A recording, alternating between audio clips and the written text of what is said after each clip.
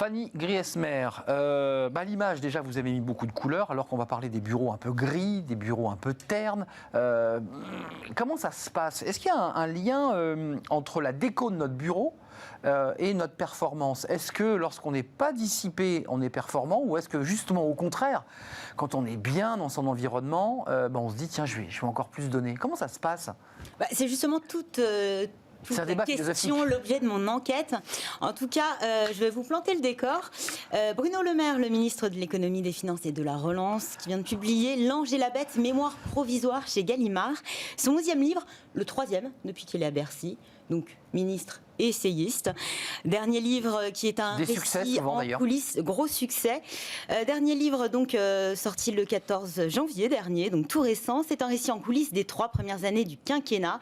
Un ouvrage sur la gestion de l'épidémie de coronavirus. 352 pages tout de même, parmi lesquelles un passage dans lequel il épingle ouvertement les aménagements des ministères. Oui, des ministères trop beaux.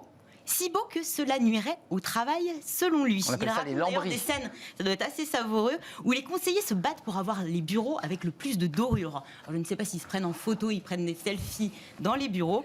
En tout cas, peut-être que vous n'avez pas du tout ce problème-là. Vous vous battez plutôt pour être à côté de la fenêtre ou d'avoir un ordinateur qui fonctionne correctement. Bref, Bruno Le Maire est revenu sur ses critiques ouvertes au micro de France Inter. Je le cite, « Quand vous êtes écrasé par un plafond de dorures et que vos bureaux sont compliqués, que pour retrouver un conseiller, il faut arpenter 4 couloirs, tourner 5 portes, toutes décorées avec des stucs, je ne pense pas que ça favorise un travail efficace. » Voilà ces mots. Alors, je ne sais pas ce que vous en pensez. Est-ce que les dorures empêchent de travailler? En tout cas, j'en suis arrivée à me poser cette question. Est-ce que l'on travaille mieux, finalement, dans un bureau sinistre? Le confort et le luxe seraient-ils contre-productifs? En somme, est-ce que la décoration influence notre manière de travailler? C'est un peu l'ambiance Google aussi qui vient contredire tout ça, les petits fauteuils rouges, le baby-foot, exactement. Le hamac. Il y a assez peu d'études, je ne vais pas vous le cacher, sur la décoration et la performance au travail. En revanche, cette étude, OpinionWay de 2016 pour CD&B, sur la relation entre l'espace de travail et le bien-être des salariés, donc plutôt au global, une influence majeure sur la performance et le bien-être. En tout cas, 92% des personnes interrogées estiment qu'il y a un impact majeur sur la capacité à se concentrer, 89% sur la productivité, 74% sur la créativité. Bon, c'est vrai que travailler sur un coin de table, quand vous avez un collègue à moins d'1 mètre qui est en train d'engloutir sans scrupule un hamburger devant son écran d'ordinateur, ça ne favorise pas forcément la capacité de concentration. La petite odeur de graillonné qui agace, en plus, en général. La pause déjeuner est un sujet aussi. Et la boîte qui sent mauvais dans la poubelle. Il faudra en parler de cette pause déjeuner ou du déjeuner à table. En tout cas, l'aménagement, c'est une chose, la déco, c'en est une autre. J'ai parcouru pas mal de sites de décoration. Ce que j'ai pu lire, c'est que un environnement cosy rendrait effectivement plus productif, un décor plus attractif et donc plus stimulant.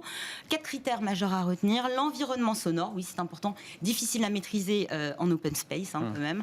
L'éclairage, la configuration générale de l'espace et les couleurs. Le bleu, le vert favorisent la concentration, quand la couleur jaune, elle, serait plutôt associée à l'innovation et la créativité. Et pour le rouge, si vous vous posez la question, c'est plutôt l'effort physique. C'est ça, oui, les couleurs ont un sens. Il y a quand même, on l'avait reçu d'ailleurs, vous vous souvenez, la plante verte. Oui. L'idée qu'on aménage aussi en mettant un peu de vie autour de nous. Bien, pas bien, utile, bon pour la santé? Apparemment excellent pour la santé, effectivement. La nature et ses bienfaits jusque dans le bureau. Plusieurs études confirment que le simple fait de poser une plante verte sur votre bureau permet d'être plus productif, plus 15% tout de même. Et ça va même au-delà. Cela ferait baisser le taux d'absentéisme, moins 10%. Ah, on s'y attache, la petite bête. Dit en tout cas une étude norvégienne. Oui, à condition d'en prendre soin. C'est ça, on s'y attache. Voilà. Et si on mettait un poisson rouge, on est obligé de venir tous les jours pour le nourrir. Donc, aucune possibilité d'absentéisme. Vous n'avez pas évoqué la question du poisson rouge sur le bureau? Pas du tout, mais certains amènent déjà leur petit cocon au bureau. C'est vrai. En télétravail, c'est un petit peu plus compliqué parce que certains ont dû créer un espace de bureau.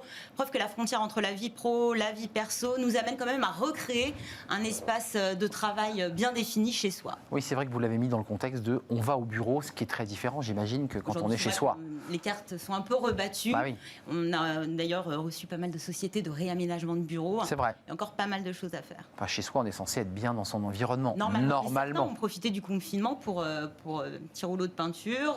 Ouais, pour se réaménager leur espace. Et acheter des plantes. Tous à vos plantes vertes, hein, non pas tous à vos cassettes, mais tous à vos plantes vertes, parce que ça fait du bien au bureau. C'est joli. Et c'est joli et c'est bon pour la planète. Merci Fanny. Merci On se retrouve demain pour une nouvelle petite pause café. Je ne sais pas de quoi vous nous parlez, mais vous êtes en train de turbuler comme chaque jour. Ça bouillonne. Merci Fanny. On se retrouve demain. Tout de suite, c'est notre pause, juste après notre cercle RH. On va rester cohérent par rapport à ce qu'on évoquait sur les discothèques. On va parler des restaurateurs. Ils sont dans une très grande dépression, une crise économique sans précédent. Certains s'organisent, cherchent la solution, mais c'est vrai que la situation est complexe aujourd'hui pour ce secteur d'activité. On fait le point tout de suite avec mes invités. Petite pause et on se retrouve juste après.